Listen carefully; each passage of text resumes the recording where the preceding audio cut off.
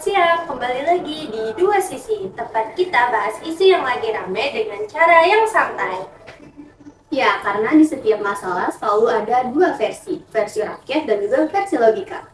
Nah, bener banget. Hari ini kita bakal ngebahas yang lagi rame di tahun ini, yaitu tentang demonstrasi anarkis di Agustus 2025. Wah, yang lagi ramai itu kan Kak, sampai viral di TikTok dan juga X, yang katanya banyak kerusuhan di beberapa kota.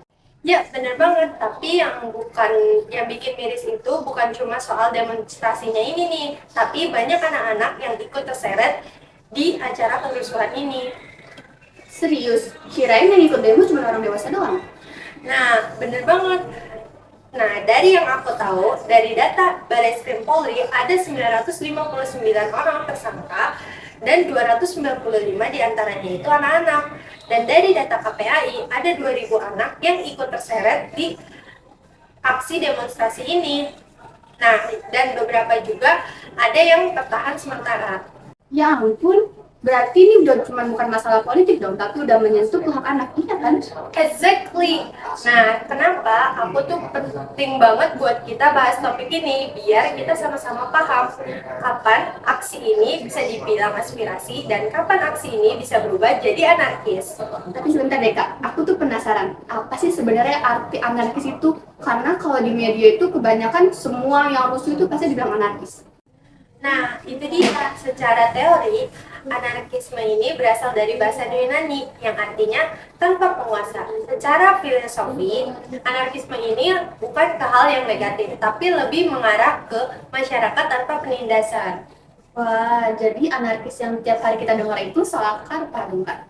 Nah, iya bisa dibilang sih begitu ya. Karena menurut teori Howard Baker dalam teori labeling, yang dimana masyarakat atau media itu suka ngasih kelompok tertentu ini sebuah labeling. Nah, salah satunya ini contohnya adalah anarkis yang udah kena labeling stigmatis. Oh, jadi kalau orang yang cuma ngomong agak keras sedikit bisa dibilang anarkis dong? Bisa dibilang gitu sih. Padahal kan belum tentu ya. Terus kalau ngomongin tentang anak-anak yang ikut demo kemarin nih, menurut kamu itu salah mereka atau mereka? Nah, menurut aku ya, kalau dari aku sendiri sih, aku ngerasa bukan salah mereka sepenuhnya ya.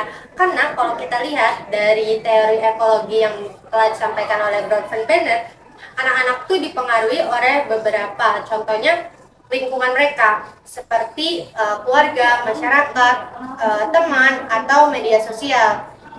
Bisa aja nih mereka tuh ketika ngelihat di medsos itu lagi rame demo, mereka tuh jadi kayak apa ya, kayak pengen ikut-ikutan aja nih, pengen ikut-ikut ngerasain bareng gimana sih demo itu. Oh, berarti kayak snowball effect gitu ya kak? Gimana ada yang ngajak, ikut rame-rame tapi nggak mikirin akibatnya. FOMO bisa dibilang ya. Iya, bener banget ya, bisa dibilang tuh FOMO ya anak-anak zaman sekarang tuh. Nah, jadi tapi ketika aksi ini berubah jadi rusuh, anak-anak tuh jadi kasihan karena mereka tuh kena imbas hukumnya. Nah, ngomongin tentang hukum nih, aku pengen tahu deh kak, gimana sih posisi atau pandangan hukum tentang anak-anak yang ikut demo itu?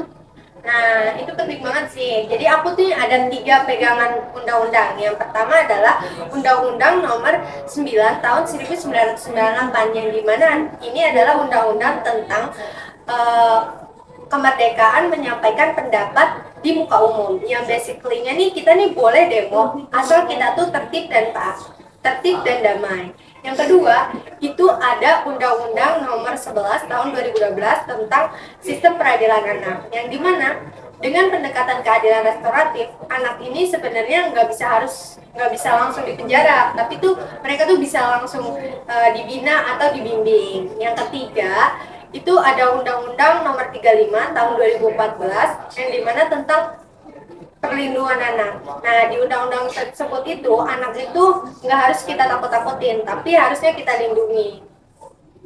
Wah, keren sih kalau misalnya semua itu benar-benar dijalanin, tapi realitanya masih banyak aparat yang melakukan kekerasan terlebih dahulu baru mikir kemudian hari.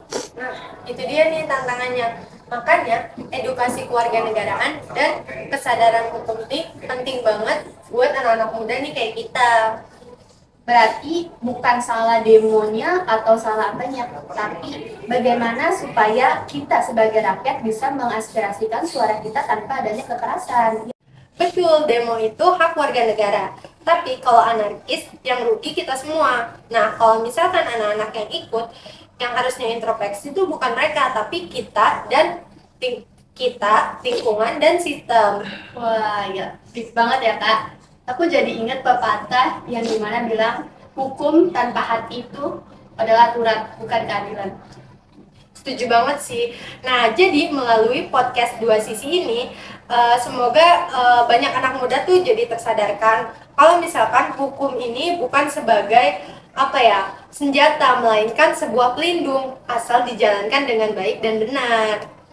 Oke deh, kayaknya hari ini pembahasan kita cukup dalam ya Kak. Mulai dari demo, anarkis, hukum, sampai hati nurani.